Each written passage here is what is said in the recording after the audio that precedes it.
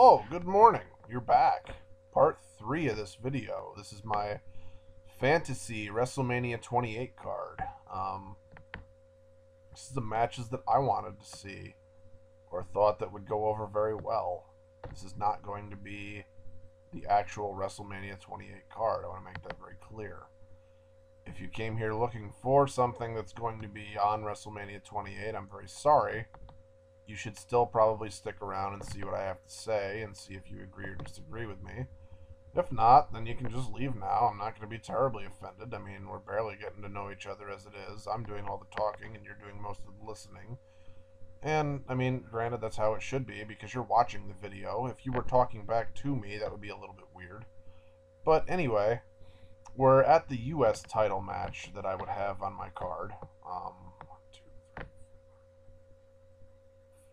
This is essentially 6 matches in. This is in no particular order, mind you. If you haven't seen part 1 or part 2 yet, please go back and watch them. It's all really important to me. So here we go. Here's enough time to get involved with this one. The United States Championship match. Now, I would have Zack Ryder hold the U.S. title up until WrestleMania. He's obviously going to beat Dolph Ziggler at some point. And I think he's going to do it at TLC. He went through all that fucking trouble. And those two are friends in real life and in the back. And I know that Ziggler has been politicking in order to get into a feud, with Ryder for a while. And to be honest, I think it's time. I think that Zack Ryder is over enough with the fans to throw this U.S. title on him. And to at least see how he does. This would be a great way to showcase him for a while, to see if he's worth all the hype. I know that a lot of us internet people are behind him. I watch his show all the time. I think he's entertaining as hell. But does he really have what it takes to graduate to that next tier? And this would be a good way to find out, because I know that they want to push Dolph Ziggler. So why the hell not drop the belt off of him and, use him for bigger and better things, get this thing over with Ryder, and let Ryder move on to new opponents, and to be able to have some, good, successful title defenses at pay-per-views throughout the year. WrestleMania 28, though, I would bring back somebody that was originally going to feud for that U.S. title before it became all about Ziggler and Ryder, and I would bring him back as a heel, and I'm talking about Alex motherfucking Riley, the man. I want to see Alex Riley on my fucking TV every week, and I think that this is a good chance at this fantasy WrestleMania 28 in order to put a title on a guy like Alex Riley, because he not only does he fucking deserve it, but it's way past its time. This guy should have been on Raw. This guy should have been associated with more higher caliber stuff. I mean, when he came in with The Miz. He was booked immediately into feuds that involved him and the title. He's roughed it up with Cena. He's roughed it up with The Rock. He's got shots in on Austin. They've beat up tons of people. Just fucking whatever. They totally dropped the ball with this guy, and I'm pissed about it. And this would be a good way to kind of reinvent him, let him come back as a heel, because they obviously weren't doing shit with him as a face. Once he had that face off with The Miz, it was done. It was over. You never saw him again, and I was so mad about that. So this is just something to appease me, because it's my fantasy card. So why wouldn't I, right? But yeah, I would have Alex Riley come back and win the title off of Zack Ryder at WrestleMania 28. And I think that would be a really big statement for his career and a good launching point. And it would be a definitive title victory at a big pay-per-view. It doesn't get bigger than WrestleMania. So I wouldn't have that match go on terribly, terribly long, because I'm not sure that Zack Ryder is the kind of guy that can have 20-minute matches. But if this was to go 8-9 minutes and it was to have a clear victory with Alex Riley going over, then yeah, I'm all for it. I want him to have enough time to have a good match, but it doesn't have to be like the fucking longest match of the night by any means. My next match on this is two people that they haven't done shit with. First of all, let me take you down memory lane. They've tried and tried and tried with this Sheamus character. They brought him in as a heel. He won the title off of Cena. I think he won it off of him twice. Um, he won it at a TLC pay-per-view the first time, if I remember correctly. And everybody was like, oh my God, why would they do that? It's too early. And it kind of was. And then Sheamus had to, he flopped. He went all the way back down the card, and they didn't know what the hell to do with him. He jobbed the Triple H at WrestleMania. It did nothing for him. But now they've brought him back as a babyface, and in months past he had this feud with Christian, and he was really gaining momentum. And then it seemed like they just stopped doing shit with him, and I'm pissed. So, I had originally picked him to win the 2012 Royal Rumble. I thought he was on his ascent. I thought he was going to fight Mark Henry for the title at WrestleMania. I had all this shit worked out in my head, and none of it came to be true. So, I'm just going to have Sheamus in a match against somebody that they haven't even bothered to debut recently, but they've promised for almost 2 months, and that's Brodus Clay. Why am I doing this? Because Sheamus is a big face, and Brodus Clay could come back around the Royal Rumble time and really fuck up Sheamus' chances to win this thing, and it could just be a great, great feud with two big fucking dudes beating the shit out of each other, and it would be good to debut Brodus Clay, and at the same time, it would be good because that would be a big opponent for a Sheamus to beat. And he needs that kind of momentum if he's going to take steam and get himself as a face up to that next level. He needs to be able to beat guys that aren't just Christians, that aren't just, a cagey old veteran, Like, I don't want to see Sheamus involved with a Randy Orton again. There have to be other people to be able to build him up to card. And I think that Brodus Clay, even if he was to lose being a bad guy, he could still come back after that after that loss and have victories in the future.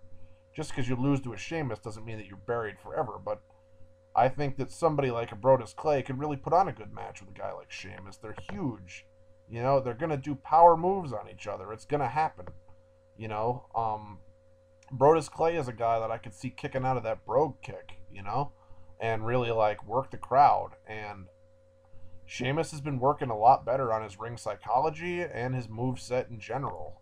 He gets it now. So this is something that I would want to see. And this was more of the kind of shit that I was talking about in the first video and the second video, with just putting people on this WrestleMania that deserve time, because they haven't really done anything with them. Next, we get to my favorite match of the whole fucking show. And this is the one where I used Mark Henry. And I know that some of you are pissed because he wasn't the champion going in, but if you've made it this far, I hope that you will see that I'm really doing something special with him here. His career is essentially, it's over. He's in the twilight of it. He needs to move on. And they just brought back Kane, and I'm going to have Mark Henry versus Kane in a loser leaves town match. And obviously I'm going to put Kane over because, Kane's time is going to come up soon enough too. And in order for Kane to really get back on that fucking rise to ascension and to be in the title hunt and to be a big monster, he needs to beat somebody like Henry, and he needs to beat him at a big pay-per-view, and he needs to beat him decisively. In a loser leaves town match, it's exactly what you get. It's a fucking blow-off of a big feud. They used this with the Flying Dutchman and the Macho Man way back in the old school territories before he ever went to WWF. A loser leaves town match is essentially a career-ending match. They did this with Savage against Ultimate Warrior at WrestleMania 7. It's one of my favorite matches of all time. It took a guy like Ultimate Warrior that couldn't wrestle for shit and put him in there with a great guy a great ring general like Macho Man, and they made a classic fucking 5-star match out of the whole thing. Ultimate Warrior's never looked better in a match. I guarantee it. Go back, review every match the Ultimate Warrior's ever had. What was his best match? It was the one with Savage. Why? Because there was a whole bunch of fucking history behind it. There was a lot of build up to it, and you can do a lot of that same build up with the Henry versus Kane. Henry is originally responsible for taking Kane out in the first place. He injured him. Well, now Kane's back to exact his revenge. And what's better than monster heel revenge? Granted, Mark Henry is a heel right now, but in order for Kane to lawnmower over him, that would just be a great fucking match to see. So Rather than waste that at a Royal Rumble or a fucking Elimination Chamber, do it at Mania, let the whole thing blow off, and let Mark Henry's career be over. Let that be the big culmination of that feud, and let that rocket ship Kane into the future a little bit. Next match is the Undertaker Streak match. Obviously, I want Undertaker to go. If you've ever seen any of my other videos where I talk about Undertaker, I have a huge respect for him. I may not be like the biggest Undertaker fan in the entire world, and you'll have to forgive me for that. I just gravitated toward other people. But I understand people that really love Undertaker and can't get enough of him. And I think that he needs to go undefeated. There should never be anybody that beats him. That should be his gimmick, his legacy, and what he's remembered for. Other than just being, a top-notch performer and somebody that, transcended the business as a whole, and somebody that stick around for 3 different eras of the wrestling business.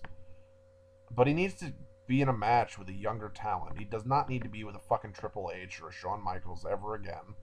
The guy's old. He needs to put somebody else over. Use your star power that you have now to create stars of tomorrow.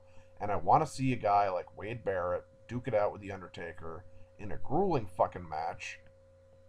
Make it no DQ if you have to. I don't care. I wouldn't put any stipulation on it, but I just want to see that match where those two beat the holy hell out of each other and make Wade Barrett look like the $1 million that he could be. Especially after this whole fucking thing with Orton, continue to feature him and put him in a WrestleMania match.